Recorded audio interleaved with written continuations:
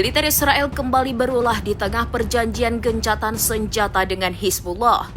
Meskipun gencatan senjata Israel dengan Hizbullah disepakati, namun IDF tetap melayangkan serangan udara ke wilayah Lebanon hingga menewaskan 2 orang. Salah satu korban tewas dalam serangan tersebut adalah Kepala Logistik Hizbullah Abbas Hassan Karaki. Serangan udara Israel yang membidik petinggi Hizbullah itu terjadi pada Jumat 24 Oktober.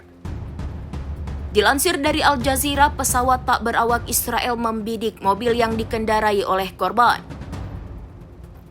Mobil tersebut langsung meledak ketika dihantam rudal Israel. Militer Israel mengakui pihaknya menyerang Hizbullah. Israel mengklaim korban Karaki sedang memimpin upaya untuk membangun kembali kemampuan Hizbullah. Sehingga pihaknya menargetkan Karaki karena dianggap membahayakan Israel. Hingga berita ini ditulis belum ada konfirmasi atau komentar dari pihak Hizbullah. Selain itu, Hizbullah menegaskan kembali bahwa mereka tidak akan menyerahkan senjatanya meskipun pemerintah Lebanon hingga kekuatan internasional mendesak pelucutan.